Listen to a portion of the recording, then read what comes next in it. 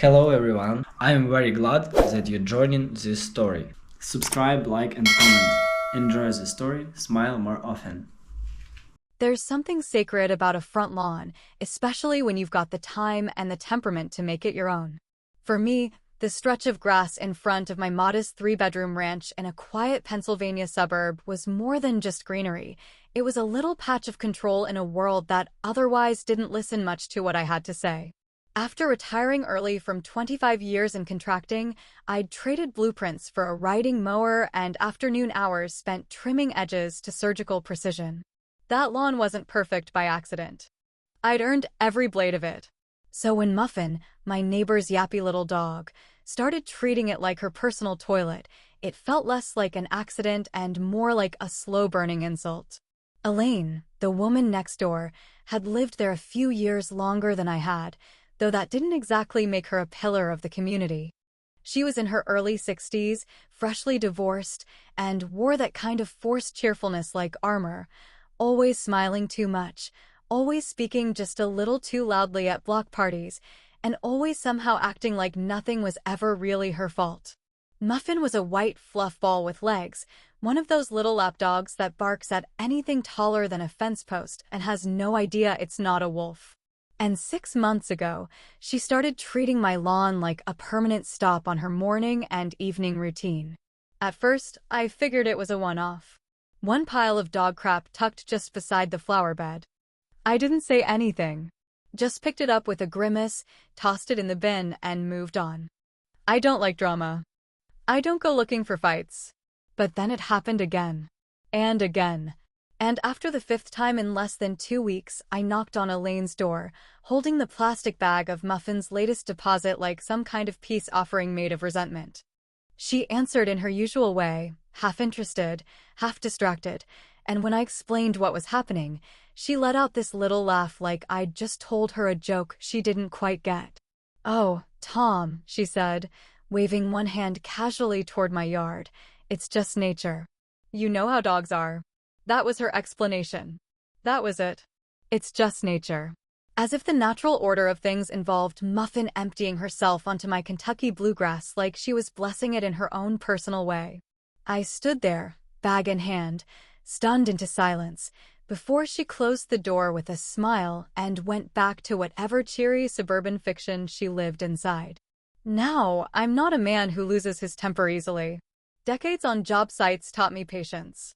Screaming at drywall doesn't make it hang faster. But something about that smile, the way she weaponized that empty cheer, that shrug, that phrase, got under my skin like a splinter I couldn't dig out. I tried signs. Nice ones at first. Please be courteous, clean up after your pet. Then more direct. No dog poop, cameras in use. The signs were ignored. The piles continued. I even put up a little motion sensor sprinkler that was supposed to scare Muffin off with a quick spray. Muffin learned to skirt it. I spoke to her adult son when he visited. He promised he'd talk to her. Nothing changed. Then one morning, I was taking the trash out barefoot because I'd forgotten to the night before. I wasn't even out for long, maybe 30 seconds, but that was all it took. My foot came down right in the middle of a fresh, steaming pile that hadn't been there the day before. I slipped slightly, cursed out loud for the first time in a week, and dropped the bag on the driveway with a loud slap. I stood there in the morning haze, 1 foot filthy, a warm smear of Muffin's latest gift sinking between my toes, and I could feel something inside me go quiet. I didn't yell, didn't stomp across the yard, didn't knock on Elaine's door. Instead, I limped back inside, hosed my foot off at the sink, and opened the drawer where I kept the freezer bags. I grabbed one quart-sized, double seal, and walked back out to the yard with a pair of tongs I used for grilling. Scooped the mess like it was a rare specimen. Slid it into the bag, zipped it shut, and carried it into the garage. Now, most people use their garage freezers for practical things: frozen dinners, leftover casseroles, the occasional steak they forgot to thaw. But that morning, I made space between the ice trays and the frozen lasagna, and I set the bag of Muffin's feces down like I was placing a relic into a vault. I closed the lid, stood in the silence of that garage, and let the cool air wash over me. You ever feel a plan form in real time, like your brain suddenly decides it's tired of being polite and starts working independently? That's what happened right then. The idea came fully formed, like it had just been waiting for me to have enough. If Elaine wanted to lean on the whole, it's just nature, nonsense, I figured it was time she got a little more nature than she bargained for. Not all at once. That wouldn't make the point. No, this needed rhythm. Routine. I wanted her to be confused at first, then disturbed, then nervous. And that was the moment I decided, if Elaine liked nature so much, she could start opening a little piece of it every Monday morning. It started off feeling like a joke I was playing just for myself, a private gag that no one else would ever find funny, but that first Friday morning, when I sealed the little frozen bag of muffins finest in thick brown paper and taped it shut like I was sending a care package to a deranged pen pal, I felt a satisfaction I hadn't tasted in years. There was something about reclaiming just a sliver of dignity, about finding a way to tip the scales back, even if it was in the most childish, absurd way imaginable. It wasn't elegant, and it sure as hell wasn't mature, but after months of being dismissed with that damn phrase, "It's just nature," I was finally pushing back. The post office didn't ask questions, which, if I'm being honest, was a small miracle.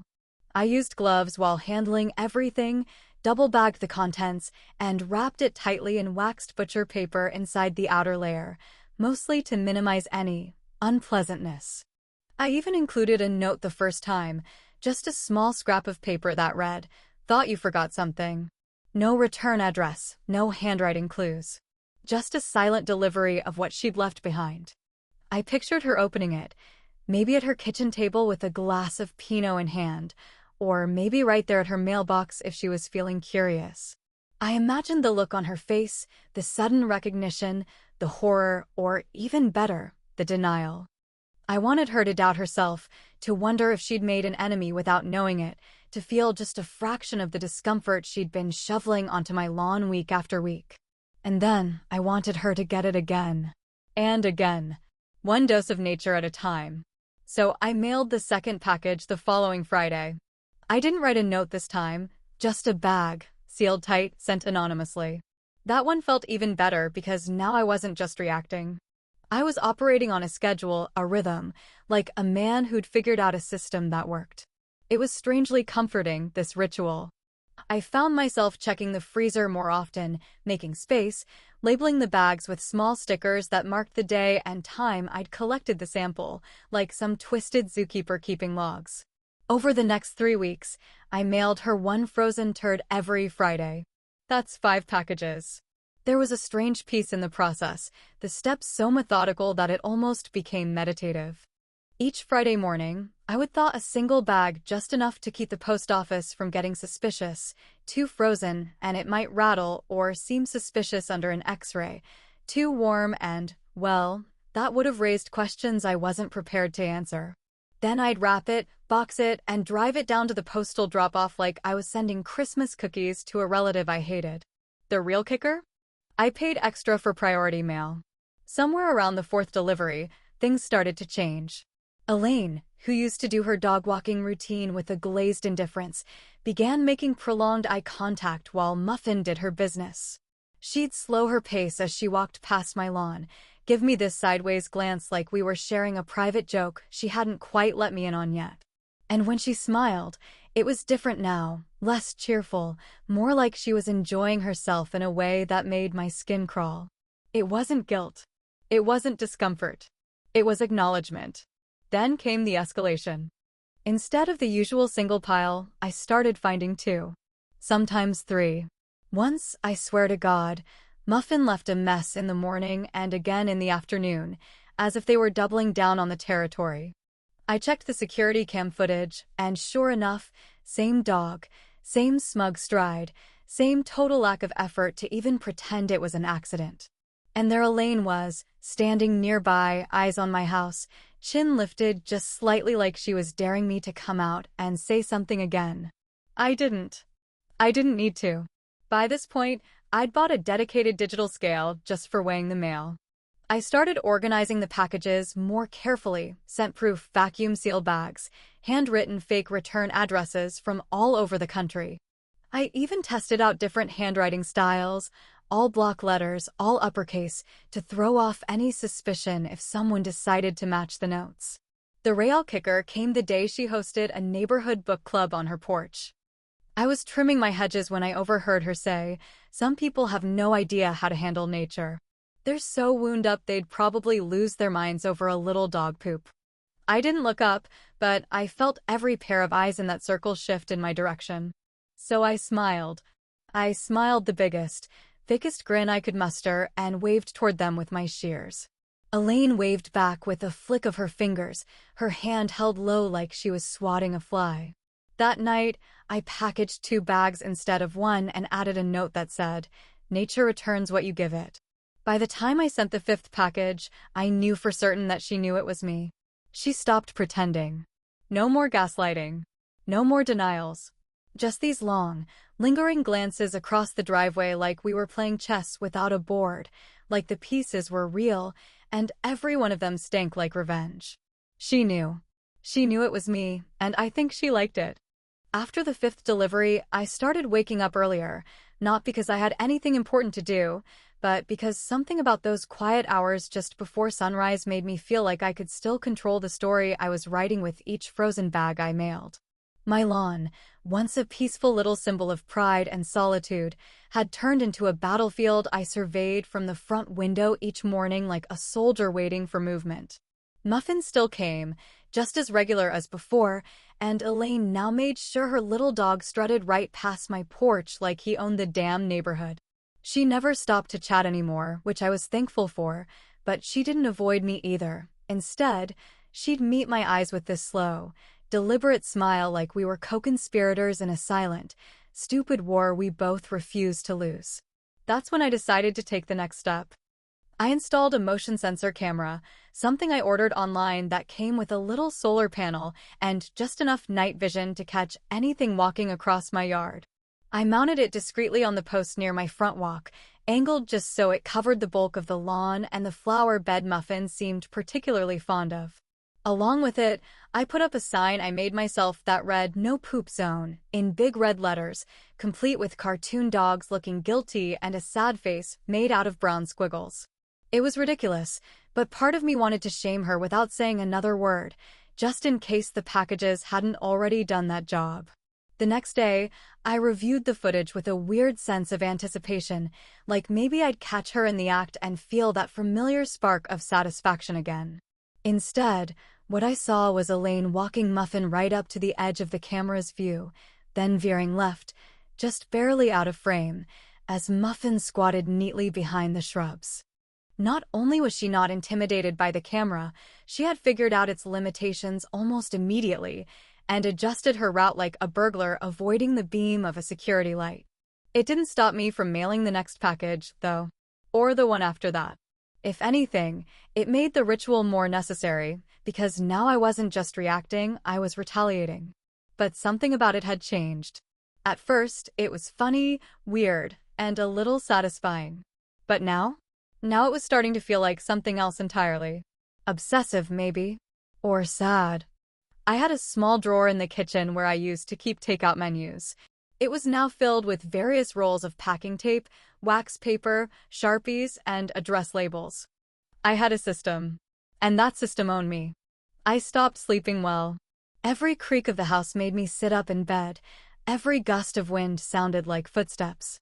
I started checking the camera footage multiple times a day, even when there was nothing new to see. Elaine's face began to show up in my dreams, always half-lit by porch lights, always smiling. In one, she opened a mailbox full of little brown paper packages and laughed like she was at a birthday party thrown just for her. Then, last Saturday, she hosted a barbecue. I hadn't even noticed the flyers go out, but suddenly half the neighborhood was in her backyard, sipping lemonades and laughing like nothing was wrong. From where I sat on my porch, trimming my nails with surgical focus, I could hear her voice carrying through the air like it had been rehearsed. You know, she said to a small group of women clustered near her grill, some people are so wound up they could probably be pushed over the edge with nothing but a little dog poop. Nature really gets to them, huh? The women all laughed, politely, confusedly, the way people do when they aren't sure if they're supposed to laugh or feel uncomfortable. I didn't respond. Didn't look up. But later that night, I packaged the largest bag I'd ever sent. It had been frozen for weeks, one of Muffin's earlier works, and I wrapped it like a birthday present. Even tied a red ribbon on it. It felt theatrical, a final note in a symphony of pettiness. That was a mistake. Because the very next morning, I found something waiting for me. It was early, the air still cool, and I opened my front door expecting maybe the newspaper or the sound of birds in the trees. But instead, sitting squarely in the middle of my welcome mat, was a small, neatly folded brown paper package. No address. No tape. No label. Just folded edges, tucked in like someone who knew what they were doing had taken their time. My chest tightened, and for a second, I didn't move. I just stared. When I finally bent down to open it, my hands were shaking not with fear, but with some twisted mix of anticipation and dread. Inside, nestled between two pieces of wax paper, was not what I expected. It wasn't dog poop. It was a note. One word, written in thick, bold ink. Really? There was no signature. No smiley face. Just that one word, like a slap in the face I didn't see coming. I stood there on my porch for what felt like minutes, the note in my hand, my heart pounding. I didn't know if she had left it herself or if she had someone else do it. I didn't know if it was meant to stop me, or to warn me, or to mock me. But it hit me all the same. She didn't just know. She was playing the game better than I was. There's a point in every long, drawn-out war where the original reason for fighting gets lost beneath the rubble, buried somewhere between retaliation and routine, and I think I crossed that point sometime in mid-June. Standing in my garage with a clipboard in one hand and a frozen bag of dog feces in the other, trying to remember whether it had come from Monday or Tuesday. What started as a ridiculous little pushback against a dismissive neighbor and her arrogant dog had turned into a full-fledged operation, complete with a color-coded spreadsheet, a dedicated freezer drawer, and even a column for packaging themes because, apparently, I'd decided my revenge needed structure. I'd begun logging the contents of every bag, weight, consistency, collection time, as if I were running a research facility instead of a revenge mission. At first, the spreadsheet helped me feel like I was in control again, like I was bringing order to chaos, but pretty soon I found myself editing it late at night, adjusting formatting, adding notes about Elaine's walking patterns, and even inserting little updates like, Elaine lingered today, 3 full minutes near the hydrangeas. I justified it by telling myself this was documentation, evidence, a paper trail in case I ever needed to prove how long she'd been violating my lawn rights. But the truth was something darker. I had become obsessed. Completely, embarrassingly obsessed. One particularly bad week, I mailed 2 packages instead of 1, just to see what would happen. I made them different sizes, used 2 different post offices, and labeled them with return addresses from different states. Nothing came of it, at least not right away, and that silence made me more anxious than any reaction ever could have. Because when things were quiet, Elaine was planning something. That was the rhythm we'd fallen into. Action, response. Push, push back. I couldn't remember the last time I just sat outside and drank a coffee without scanning the perimeter like I was waiting for snipers. Then things started happening, small things at first, but things I couldn't ignore. My mail carrier stopped delivering packages to my porch and started leaving them on the curb in a clear attempt to avoid my property. I asked once if there was a problem, and she just gave me this tight, polite smile and said, "Just keeping it safe, sir." Safe for who? I wasn't sure. Then I got a letter from the HOA, and signed and unaddressed, just printed on plain white paper and slipped into my mailbox without postage. It read, in part, "Several neighbors have expressed concern about the unusual handling of organic materials on your property. Please be advised that HOA guidelines discourage the storage of waste." That was the word that stuck, waste. Not dog waste. Not trash. Just waste, hanging there like a threat. It got worse. A few days later, Elaine's dog Muffin got sick. I didn't notice at first, but I overheard it while she was talking to Janet, the woman 2 doors down who always seemed to appear when there was drama to stir. "I don't know what happened," Elaine said, loud enough for the block to hear. She was fine, and then she started vomiting out of nowhere. "You don't think someone would do something, do you?" The way she said it, slow, careful, with that sad little tremble in her voice, made it sound like she wasn't accusing anyone. But her eyes scanned the street, and they lingered on me just long enough to make sure everyone else followed her gaze. By the end of the week, the story had twisted itself into something I barely recognized. Elaine was no longer the smug neighbor with a disrespectful dog. She was now the woman being harassed, the kind-hearted soul whose pet had fallen mysteriously ill. Muffin had apparently become a victim in a story where I was the shadowy figure doing God knows what behind drawn blinds. I heard whispers while walking Baxter, my old lab mix who hadn't barked in 5 years. One woman crossed the street to avoid me. A teenager I'd seen grow up on that block actually flipped me off as I pulled into my driveway. I'd become the bogeyman of the cul-de-sac, and I hadn't even realized it was happening until the damage was done. Then came the knock. Not the soft tap of a neighbor or the sharp rap of someone selling solar panels, but the firm, 3-point knock of official business. I opened the door, and there they were, 2 officers from Animal Control, both in pressed uniforms and holding clipboards. One of them smiled in that polite but firm way people use when they're trying to keep things from turning ugly. "Sir, we received a report from someone in the neighborhood," he said, not naming names, but we both knew who sent it. "The report states that you may be collecting waste materials in unsanitary conditions and possibly posing a threat to local pets." I stared at him, and for the first time in weeks, I didn't have a sarcastic response or a clever comeback. I was too tired. Too far in. I invited them in, showed them the freezer, explained that everything was sealed, that there were no hazardous conditions, no open containers, no threats, just frozen, labeled bags and an angry man who hadn't known when to stop. They left without issuing a citation, but they gave me a printed pamphlet on proper disposal of animal waste and warned that future complaints could lead to formal investigation. I nodded. I said thank you.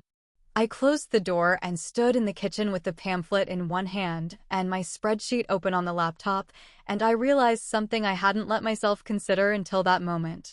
I wasn't the hunter anymore. I was the headline. There was a certain heaviness to everything after the visit from Animal Control, a kind of slow, leaden drag to my days that made even simple routines feel like burdens I wasn't built to carry anymore. I didn't stop mowing the lawn or trimming the hedges, and I didn't let the house go to hell or give up my usual walks with Baxter, but something about the rhythm had changed. Where before I had found satisfaction in each sharp line of the grass, each carefully bagged delivery I dropped off at the post office, now I just went through the motions, like I was clocking in for a job I didn't want but couldn't quit. I hadn't mailed a package in nearly a month, not because I felt guilty or because I thought Elaine had one, but because, somewhere in the middle of the paranoia and neighborhood gossip and animal control inspections, the whole thing stopped feeling like victory and started feeling like a problem I didn't know how to solve. The freezer in the garage remained full. I hadn't touched the contents. I didn't throw anything out, and I didn't even open the lid anymore.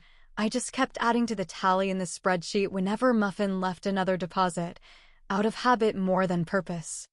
I still logged everything, still kept notes, still updated the possible retaliation indicators column, but my heart wasn't in it. I think deep down, I knew the war was over, but I didn't want to admit that I no longer knew what winning looked like. Elaine had gone quiet too. No more barbecues. No more comments. No more long, smug stares while her dog soiled my lawn. In fact, she didn't walk Muffin past my property at all anymore. I still saw her sometimes, usually just her silhouette in a window or a quick glimpse of her in the driveway, but she had all but vanished from the stage.